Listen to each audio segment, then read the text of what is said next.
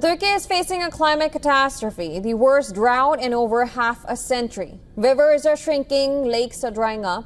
The drought is also affecting neighboring countries like Iraq, Lebanon and Syria. No relief is in sight as farmers, families and entire communities battle shrinking water supplies and record-shattering temperatures. Here's a report on that.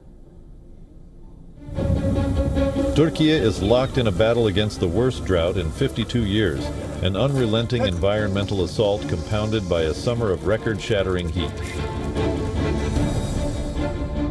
Rainfall plummeted by a staggering 27% nationwide. From the Aegean coast to Anatolia, water reserves are gone. The worst drought in decades is gripping much of the eastern Mediterranean and West Asia, drying out rivers and lakes, shriveling crops and leading to days-long cutoffs to tap water in major cities. The situation is particularly dire in Syria, where experts say rainfall has been declining for decades. The fledgling government is trying to stitch the country back together following a 14-year civil war that left millions impoverished and reliant on foreign aid.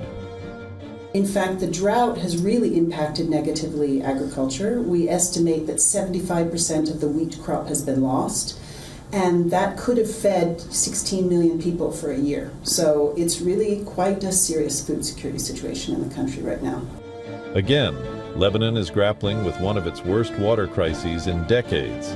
Lake Karaun, the country's largest reservoir, reaches historically low levels amid worsening pollution. As the water recedes and the level drops from 860 meters above sea level to 838 meters, the volume of water collected in Lake Karaun will shrink to about 1/3 of its capacity. So instead of having 12 square kilometers of water, we will have only about 4 square kilometers. This will leave 8 square kilometers as dry land, where cracks will appear due to the retreat of the water.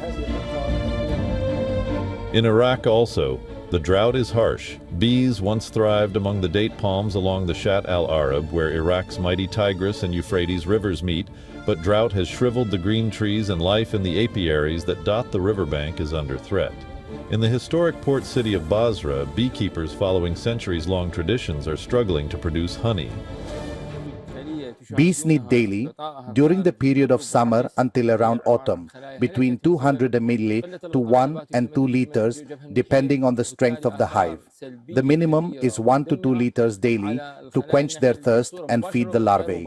They also need up to half a liter daily, in addition to this amount, to cool the hives when the temperature rises above 30 degrees. And we see in Basra it reaches 50 degrees, so the hive needs daily half a liter of pure RO water to cool the hive, like an air cooler. Due to the drought, honey production in the area is expected to decline by up to 50% this season compared to the previous year. Bureau Report WION World is one.